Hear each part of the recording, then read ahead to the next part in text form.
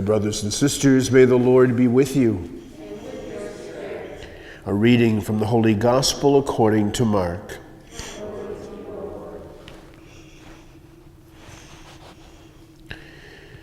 When Jesus had crossed again in the boat to the other side, a large crowd gathered around him, and he stayed close to the sea. One of the synagogue officials named Jairus came forward.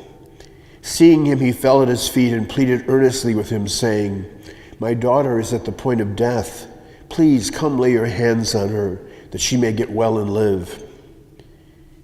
He went off with him, and a large crowd followed him. Now there was a woman afflicted with hemorrhages for 12 years. She had suffered greatly at the hands of many doctors and had spent all that she had. Yet she was not helped, but only grew worse. She had heard about Jesus and came up behind him in the crowd and touched his cloak. She said, "If I but touch his clothes, I shall be cured." Immediately her flow of blood dried up. She felt in her body that she was healed of her affliction. Jesus, aware at once that power had gone out from him, turned around in the crowd and asked, "Who has touched my clothes?" But his disciples said to him, "You see how the crowd is pressing upon you, and yet you ask, 'Who touched me?'" And he looked around to see who had done it. The woman, realizing what had happened to her, approached in fear and trembling. She fell down before Jesus and told him the whole truth. He said to her, "Daughter, your faith has saved you. Go in peace and be cured of your affliction." While he was still speaking, people from the synagogue official's house arrived and said, "Your daughter has died. Why trouble the teacher any longer?" Disregarding the message that was reported, Jesus said to the synagogue official, "Do not be afraid, just have faith." He did not allow anyone to accompany him inside except Peter, James, and John, the brother of James. When they arrived at the house of the synagogue official, he caught sight of a commotion, people wailing and weeping loudly. So he went in and said to them, "Why this commotion and weeping? The child is not dead, but asleep." And they ridiculed him. Then he put them all out. He took along the child's father and mother and those who were with him and entered the room where the child was. He took the child by the hand and said to her, "Talitha koum," which means, "Little girl, I say to you, arise." The girl, a child of 12, arose immediately and walked around. At that they were utterly astounded. He gave strict orders that no one should know this and said that she should be given something to eat.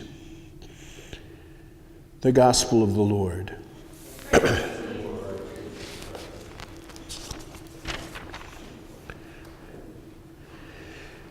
The letter to the Hebrews this morning tells us that we should be strengthened by the cloud of witnesses around us and observing how God can overcome and empower us.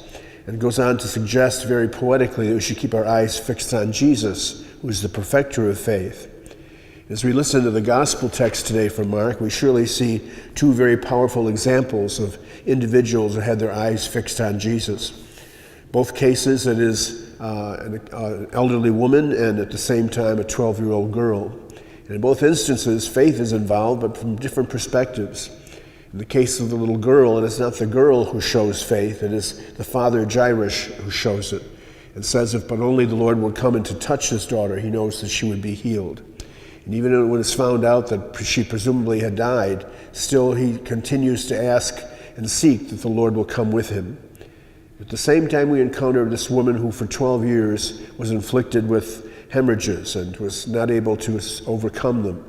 And she herself personally has this great sense of faith, saying, if I just touch him, I know that I will be healed. And of course, in both cases, the healing takes place. Interestingly, in the case of the little girl, Jesus takes with him Peter, James, and John and has them come into the house with him for this miracle to take place. It is almost as if to give them that extra strength of the cloud of witnesses for their own journey of faith, knowing full well there'll be many moments in the course of those 3 years that they are together where they would kind of vacillate in that faith and go up and down in their commitment and in their convictions. So he wants to give them the extra help, if you will, the extra grace of seeing the power of God operative.